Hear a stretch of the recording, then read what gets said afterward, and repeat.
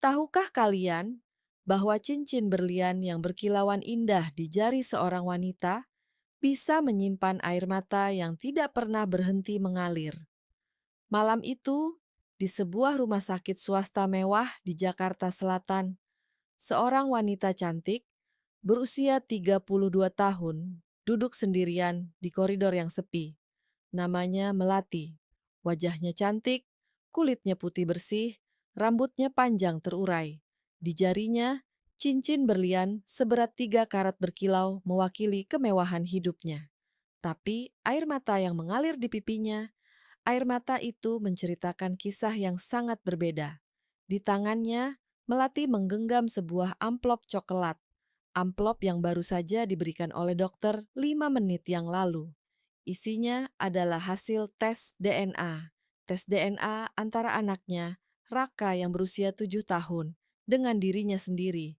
Dan hasilnya menghancurkan seluruh hidupnya. Tidak mungkin, tidak mungkin, bisik Melati sambil terus menangis. Tangannya gemetar hebat.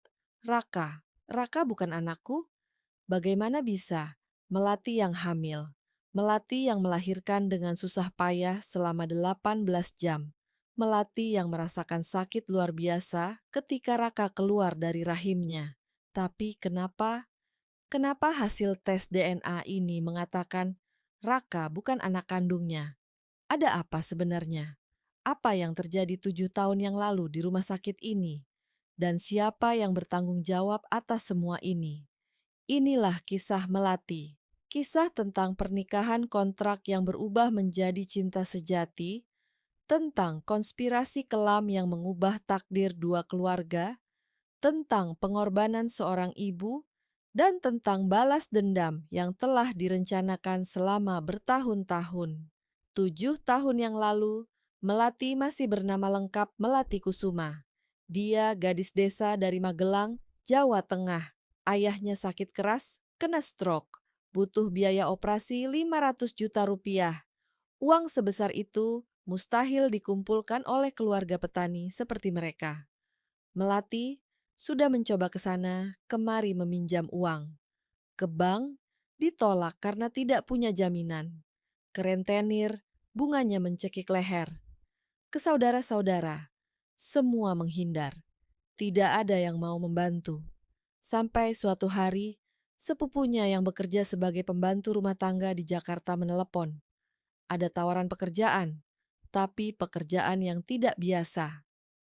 Melati, ada majikan temanku yang butuh perempuan untuk menikah kontrak dengan anaknya.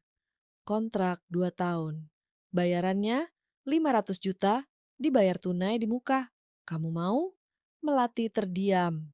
Menikah kontrak itu seperti menjual diri. Tapi ketika dia teringat wajah ayahnya yang terbaring lemah di rumah sakit kampung, air matanya menetes. Aku, aku mau. Jawab Melati akhirnya.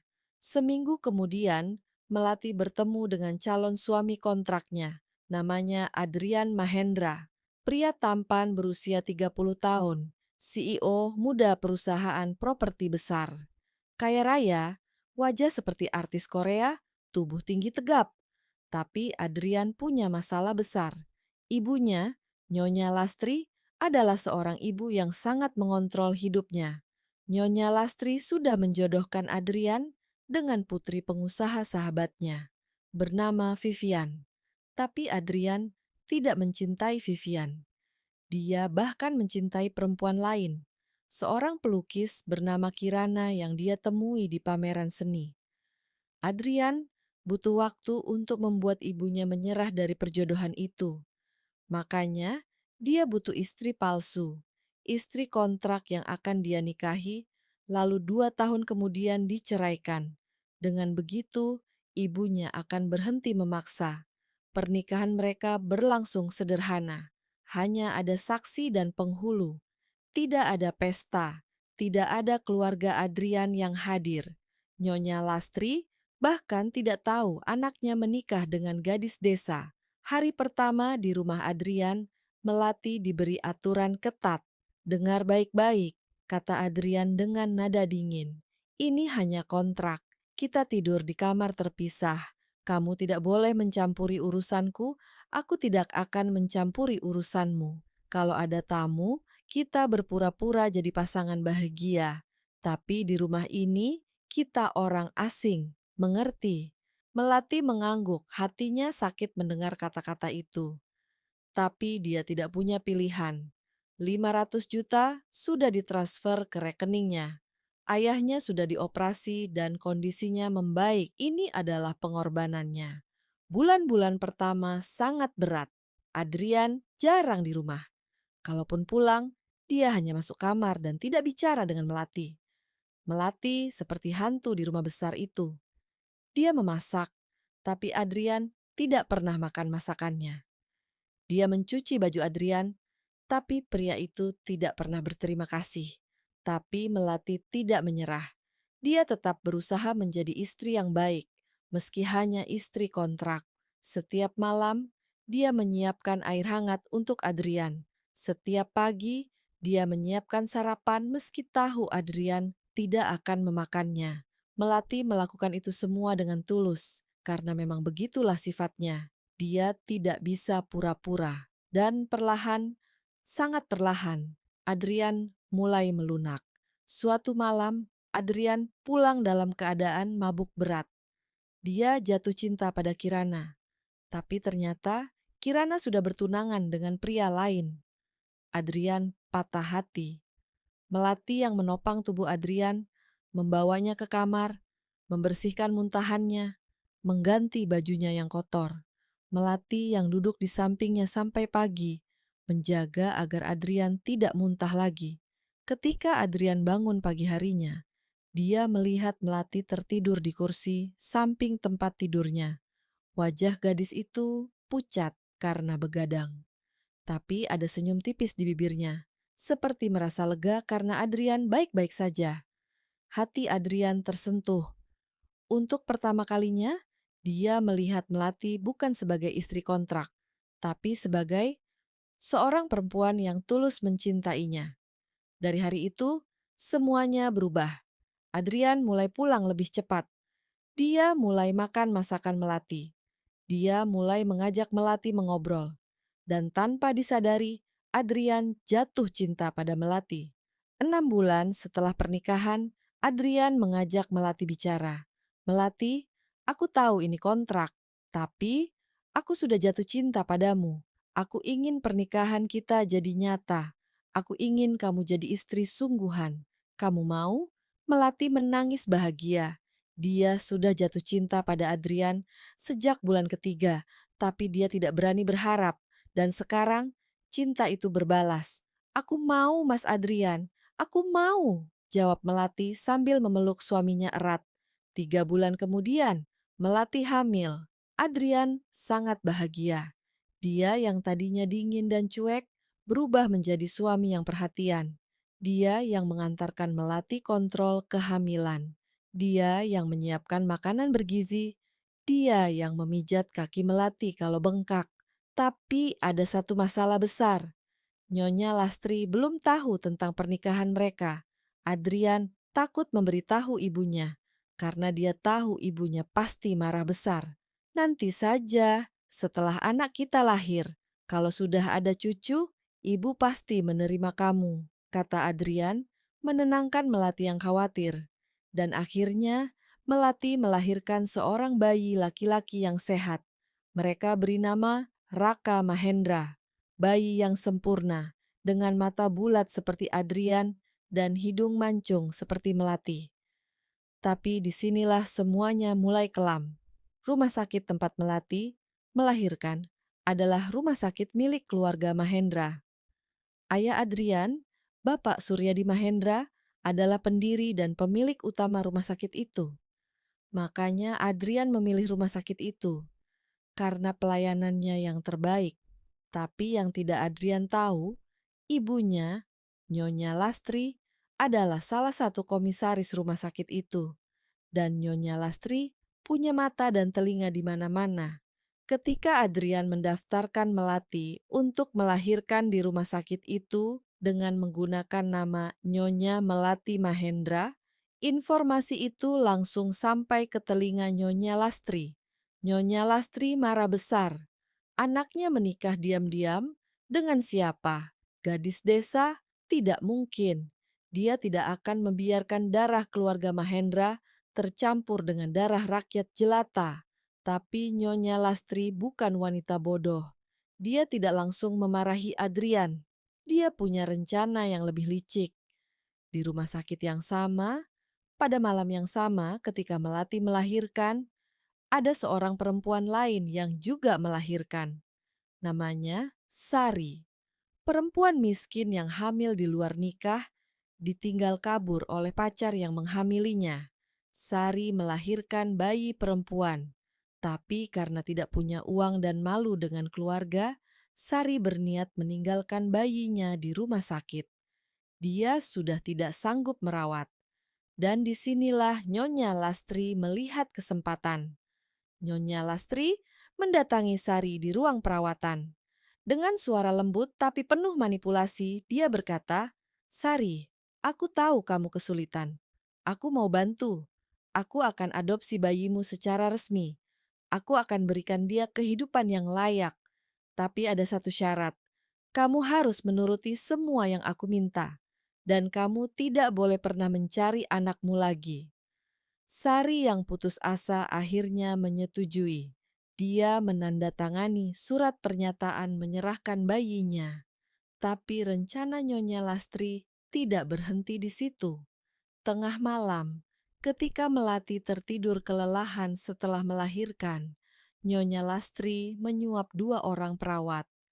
Mereka menukar bayi Melati dengan bayi Sari. Raka, bayi laki-laki Melati, dibawa pergi dan diberikan kepada Sari dengan uang 100 juta rupiah.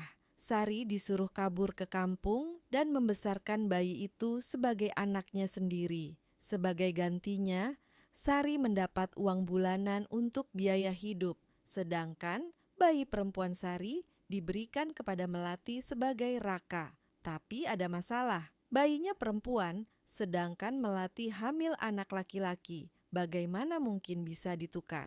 Nyonya Lastri punya solusi licik. Dia memanipulasi catatan medis.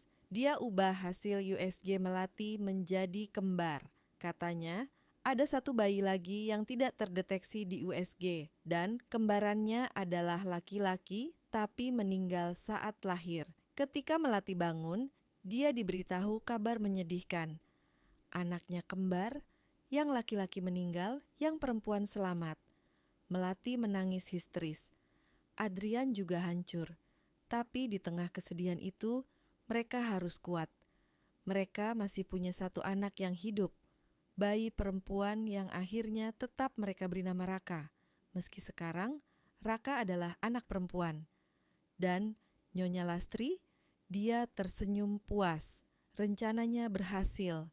Sekarang, cucu Adrian bukan darah keluarga Mahendra, dan Nyonya Lastri akan menggunakan rahasia itu untuk mengendalikan Adrian dan Melati. Tapi ada satu hal yang Nyonya Lastri tidak perhitungkan. Cinta seorang ibu kepada anaknya, tidak peduli anak itu dari darah siapa, tidak bisa dipatahkan. 7 tahun berlalu, Raka tumbuh menjadi anak perempuan yang cantik, cerdas, dan ceria. Melati sangat mencintainya. Begitu juga Adrian. Mereka tidak peduli Raka adalah perempuan, bukan laki-laki seperti yang mereka harapkan. Yang penting, Raka adalah anak mereka. Tapi Nyonya Lastri mulai bertindak aneh. Dia yang tadinya tidak pernah peduli dengan cucu, tiba-tiba sering datang mengunjungi Raka. Dia sering membawa Raka jalan-jalan tanpa izin Melati. Dan yang paling aneh, dia terus-menerus mengatakan pada Raka bahwa ibu kandungmu bukan Mama Melati. Melati curiga, ada yang tidak beres. Kenapa ibu mertuanya tiba-tiba begitu peduli dengan Raka? Dan kenapa dia terus mengatakan hal-hal aneh itu?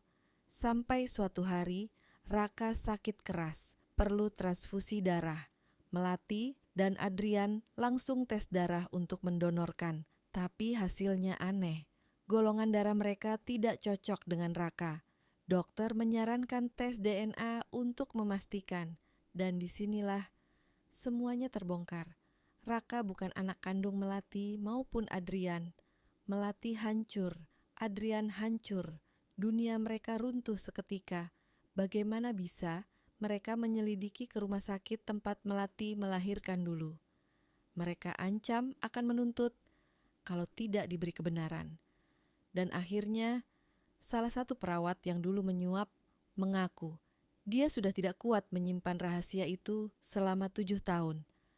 Perawat itu menceritakan semuanya, tentang Nyonya Lastri yang menukar bayi, tentang Sari yang diberi uang untuk kabur, tentang manipulasi catatan medis. Adrian marah besar. Dia langsung mendatangi ibunya. Di ruang tamu rumah besar keluarga Mahendra, Adrian berteriak marah. "Ibu, kenapa ibu lakukan ini? Kenapa ibu tukar anak kami? Di mana anak kami yang asli?" Nyonya Lastri tertawa sinis. "Kamu pikir aku akan membiarkan darah keluarga kita tercampur dengan darah gadis kampungan itu? Tidak akan pernah. Anak kalian sudah aku singkirkan. Dia ada di kampung bersama ibunya yang asli. Dan Raka yang kalian rawat selama ini bukan cucuku, bukan darah keluarga Mahendra." Melati yang mendengar itu langsung pingsan. Adrian menangis marah, tapi dia tidak bisa berbuat apa-apa. Ibunya terlalu kuat, terlalu berkuasa. Tapi Melati tidak menyerah. Begitu dia sadar, dia langsung mencari informasi tentang Sari. Dia harus menemukan anaknya yang asli. Dengan bantuan detektif swasta, Melati akhirnya menemukan Sari. Wanita itu tinggal di sebuah desa terpencil di Sukabumi bersama dengan anak laki-laki berusia 7 tahun yang dia besarkan sebagai anaknya sendiri. Ketika Melati bertemu dengan anak laki-laki itu, hatinya langsung tahu, itu anaknya. Mata anak itu sama persis dengan mata Adrian. Hidungnya sama dengan hidung Melati. Itu Raka yang asli, anak kandungnya. Melati menangis memeluk anak laki-laki itu. "Nak, nak, mama akhirnya ketemu kamu." Tapi anak laki-laki itu malah takut. Dia tidak kenal Melati. Baginya, Sari adalah ibunya. Melati dihadapkan pada pilihan yang sangat berat. Mengambil anak kandungnya kembali, tapi merenggut anak itu dari satu-satunya ibu yang dia kenal, atau membiarkan anaknya tetap bersama Sari. Malam itu, Melati bicara dengan Sari. Mereka berdua menangis. "Maafkan aku," kata Sari. "Aku tidak tahu Nyonya Lastri akan seperti ini. Aku pikir aku hanya adopsi bayi. Aku tidak tahu dia menukar bayi." Melati memeluk Sari. "Ini bukan salahmu. Kita sama-sama korban." Akhirnya, mereka sepakat. Anak laki-laki itu, yang oleh Sari diberi nama Bima, akan diberitahu kebenaran. Tapi dia akan memilih sendiri ingin tinggal dengan siapa. Ketika Bima diberitahu, dia bingung, tapi anak kecil itu bijak. Dia berkata, "Aku sayang Ibu Sari." Tapi dia juga akan sering berkunjung ke rumah Melati dan Adrian. Mereka akan berbagi waktu membesarkan Bima. Sedangkan Raka, anak perempuan yang selama ini dibesarkan Melati, tetap bersama Melati. Karena meskipun bukan darah dagingnya, Melati sudah mencintai Raka seperti anak kandung selama 7 tahun. Tidak mungkin dia melepaskan Raka begitu saja. Sari juga setuju. Dia malah berterima kasih karena Melati sudah membesarkan anaknya dengan baik. Untuk Nyonya Lastri, Adrian memutuskan hubungan dengannya. Dia laporkan ibunya ke polisi atas penukaran bayi dan manipulasi data. Nyonya Lastri harus berurusan dengan hukum. Dan Adrian memastikan ibunya tidak akan pernah bisa merusak keluarganya lagi. 5 tahun kemudian, Melati berdiri di taman rumahnya yang besar. Di sampingnya, Adrian memeluk pinggangnya dengan lembut. Di halaman, 2 anak berlarian riang. Raka, anak perempuan berusia 12 tahun yang cantik. Dan Bima, anak laki-laki berusia 12 tahun yang tampan. Mereka tidak saling memanggil kakak atau adik. Mereka memanggil satu sama lain sahabat. karena memang itulah yang mereka rasakan. Sari juga ada di sana. Dia sekarang tinggal di rumah tamu, di komplek yang sama. Melati yang mengajaknya pindah agar Bima bisa dekat dengan kedua ibunya. "Kamu bahagia?" tanya Adrian sambil mencium kening Melati. Melati tersenyum. Cincin berlian di jarinya masih berkilau. Tapi sekarang tidak ada lagi air mata di baliknya. "Aku bahagia, Mas. Sangat bahagia. Kita punya keluarga yang tidak biasa, tapi keluarga yang penuh cinta." "Cinta tidak mengenal darah," kata Sari yang duduk di bangku taman sambil tersenyum melihat anak-anak bermain. Melati mengangguk. Benar, cinta tidak mengenal darah. Yang penting adalah hati yang tulus dan kesediaan untuk memaafkan. Dan malam itu, di bawah bintang-bintang yang bersinar terang, keluarga kecil yang tidak biasa itu makan malam bersama.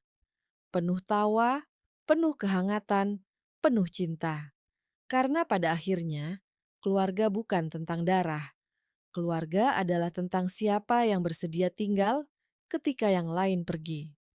Tentang siapa yang peduli ketika dunia tidak peduli. Tentang cinta yang melampaui segala kekurangan. Tidak ada cinta yang lebih kuat dari cinta seorang ibu. Tidak peduli anak itu dari darah siapa, jika sudah dipelihara dengan cinta, dia adalah anakmu. Manipulasi dan kebohongan mungkin berhasil untuk sementara, tapi kebenaran akan selalu menemukan jalannya. Dan ketika kebenaran itu terungkap, mereka yang jahat akan mendapat balasannya. Keluarga bukan hanya tentang ikatan darah. Keluarga adalah tentang ikatan hati, tentang kasih sayang yang diberikan tanpa pamrih, tentang pengorbanan yang dilakukan dengan tulus. Dan yang terpenting, memaafkan adalah kunci untuk hidup bahagia. Melati bisa saja membenci Sari, tapi dia memilih memaafkan. Dan karena pilihan itu, dia mendapat keluarga yang lebih besar dan lebih indah